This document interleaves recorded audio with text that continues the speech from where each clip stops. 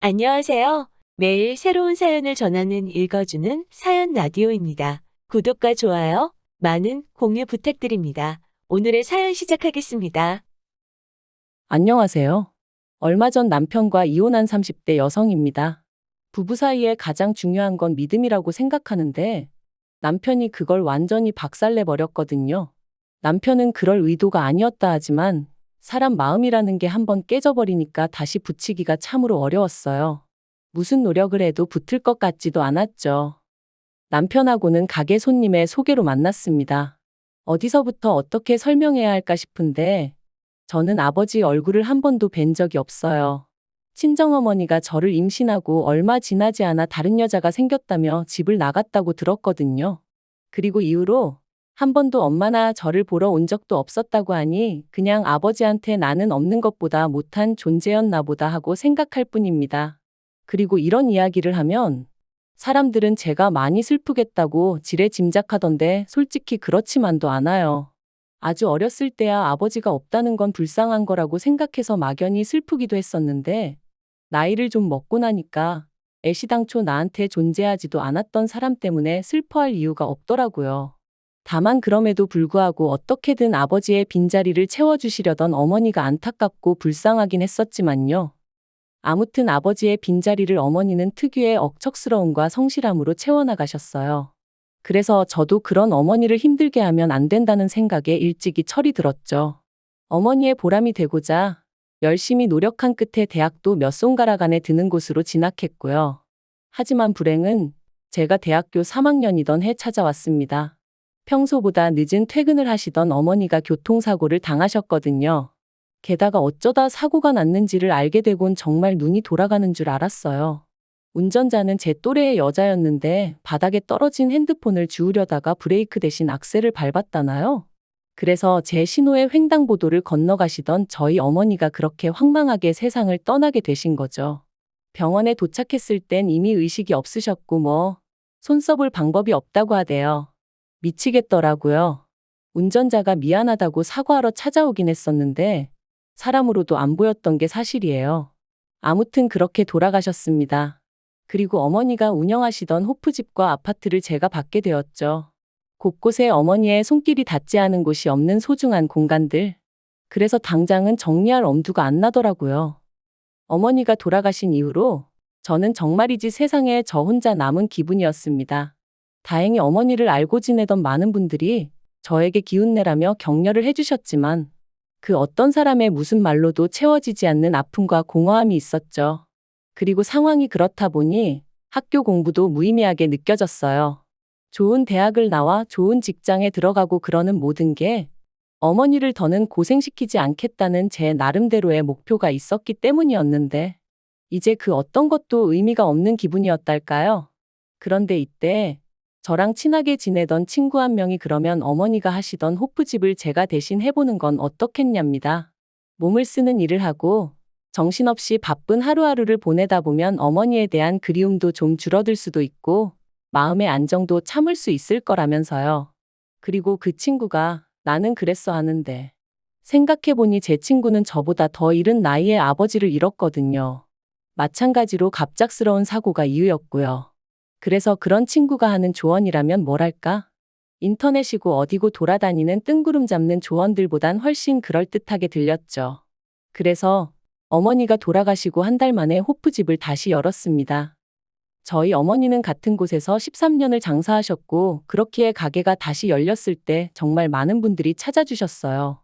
그중에는 저희 어머니의 비보를 접하신 분도 있었지만 그렇지 않은 분들도 계셨는데 어쨌든 제가 어머니의 딸인 걸 알고 이런저런 이야기들을 하시니 그것만으로도 왠지 좀 위로가 되는 듯하대요.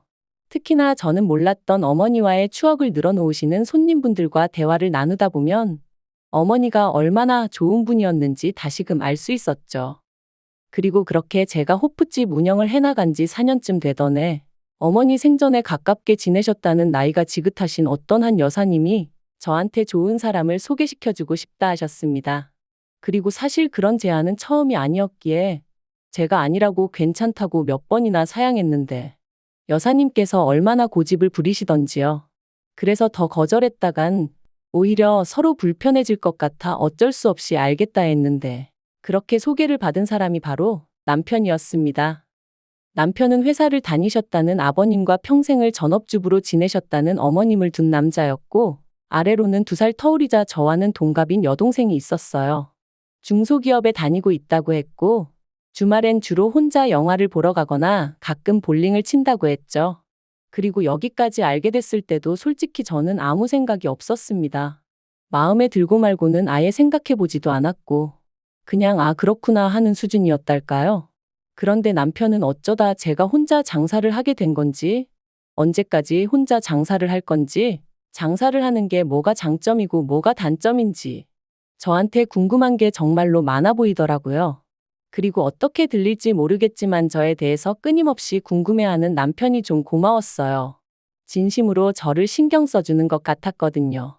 지금 생각해보니까 사람을 상대하는 일을 하면서도 사람이 그리웠던 거 아닌가 싶기도 해요. 아무튼 저는 그런 남편에게 결국 마음의 문을 열었고 그렇게 저희는 연애를 시작했습니다. 그리고 1년 남짓의 연애 끝에 남편이 먼저 결혼 이야기를 꺼냈죠. 그런데 막상 결혼 준비를 시작하니까 남편이 가진 게 너무 없었어요. 솔직히 만나는 동안 이미 어느 정도는 눈치를 채고 있었지만 제 예상보다도 훨씬 사정이 빠듯했거든요. 뿐만 아니라 시부모님도 노후 준비라곤 전혀 되어 있지 않으셨습니다. 뭐 당신들 말로는 2발 뻗고 잘 집 있고 잘 키운 자식이 2이나 있는데 뭐가 걱정이겠냐 하셨지만 제3자인 제가 보기에는 어쩌려고 저러시나 싶었달까요? 하지만 제가 그럼에도 불구하고 남편과의 결혼을 결심한 건 남편과 처음 연애를 시작했을 때와 마찬가지로 시부모님의 마음 씀씀이가 감사했어요. 이제 당신들이 제 부모가 되어줄 거니 저더러 아무 걱정 말라고 하셨거든요.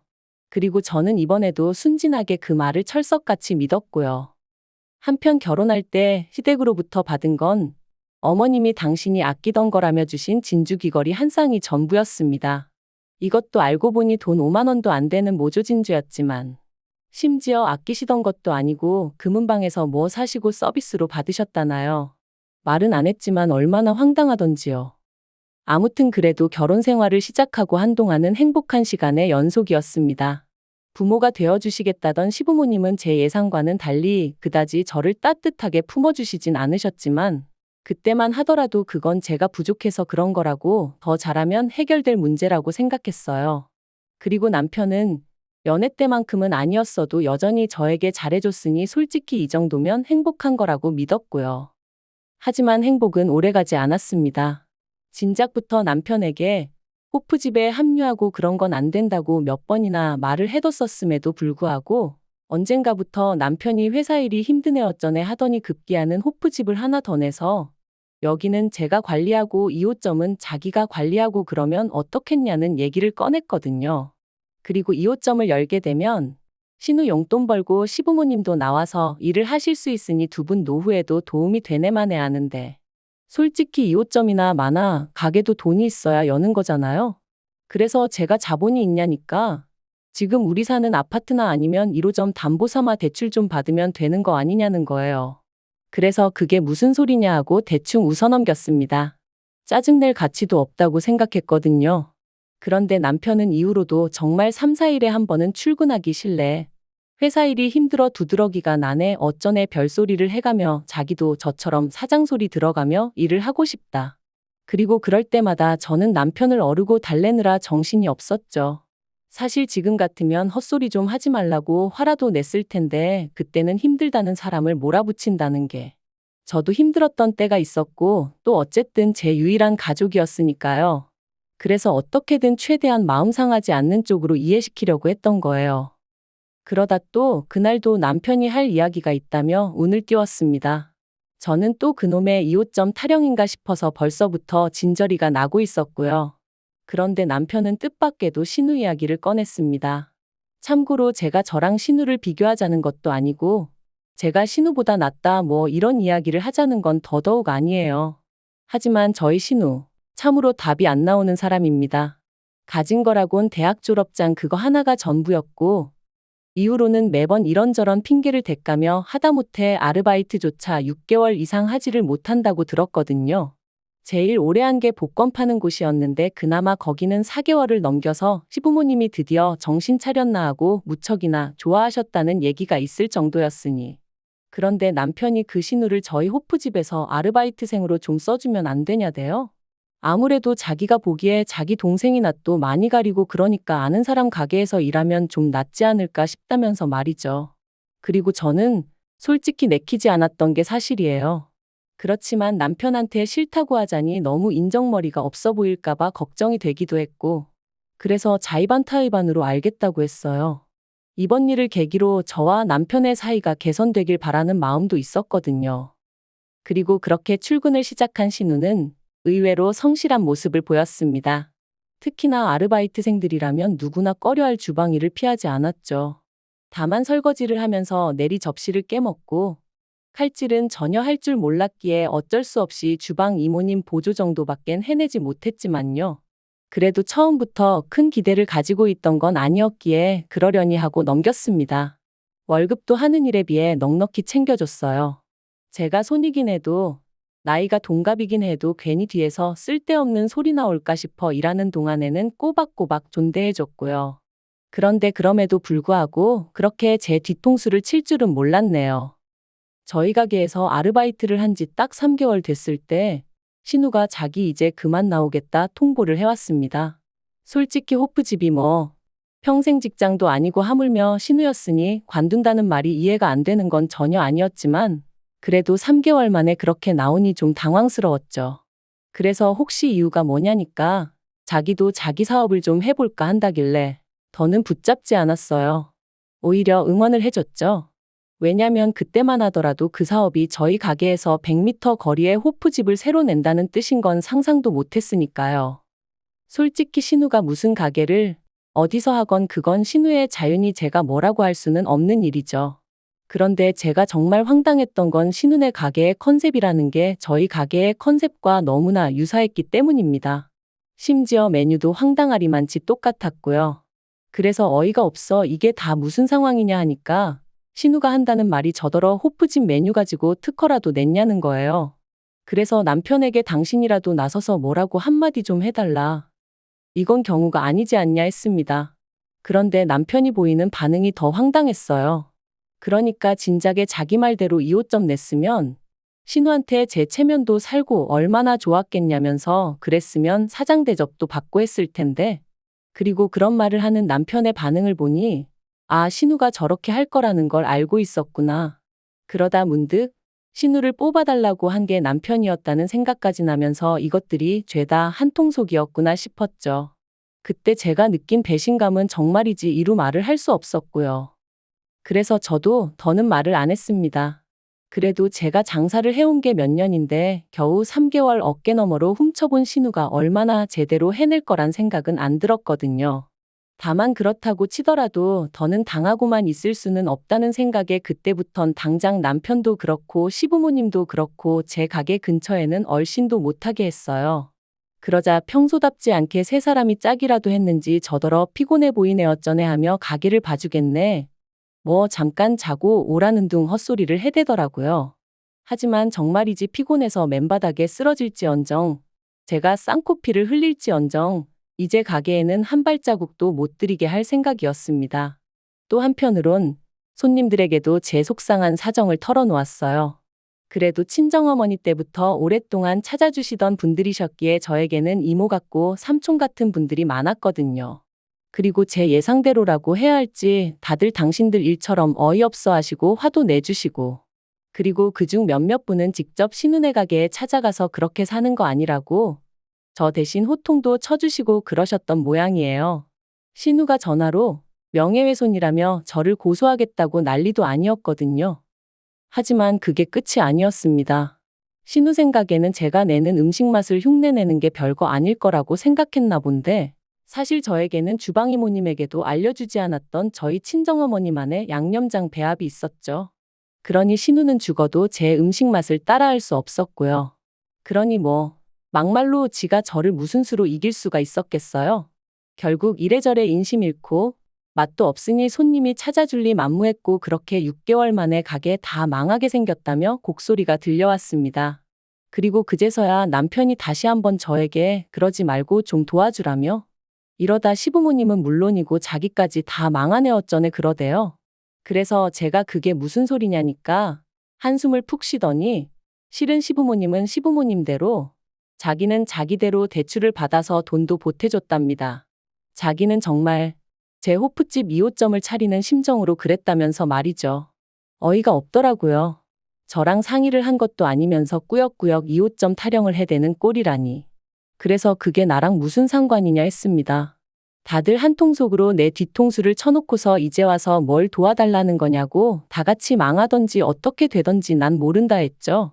그리고는 지난 6개월 동안 준비해왔던 이혼 서류를 꺼내 남편 얼굴에 집어던졌습니다. 이거나 먹고 떨어지라면서요. 사실 남편에게 배신감을 느꼈던 그날부터 저는 변호사들을 만나며 남편과의 완벽한 이별을 준비해오고 있었어요. 믿었던 만큼 치가 떨리게 남편이 미웠고 그때부턴 한 입을 덮고 자는 것도 진저리가 쳐졌으니까요.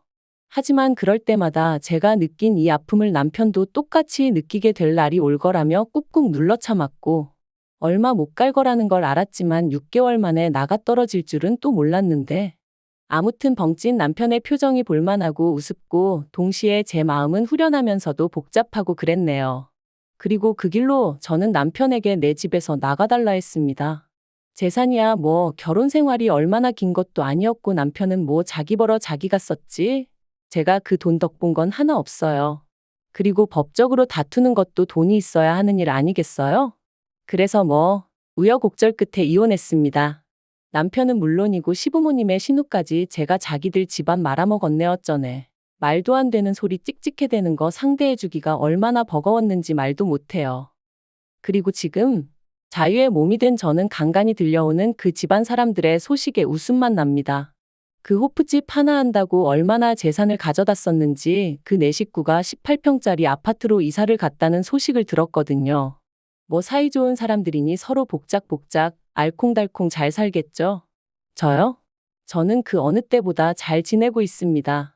비록 이렇게 혼자가 된 저를 하늘에 계신 어머니가 보시면 어떤 마음이실지 그 생각을 하면 죄송스럽기도 하고 그런데 그래도 결국 이해해 주시고 계실 거라 믿어요. 그리고 앞으로는 제가 어느 구덩이에도 빠지지 않고 제 갈 길을 묵묵히 갈 수 있도록 이끌어 주시리란 것도요. 긴 이야기 들어주셔서 감사합니다. 오늘의 사연은 여기까지입니다. 구독과 좋아요, 알람 설정해주시면 앞으로 더 좋은 사연으로 찾아오겠습니다. 감사합니다.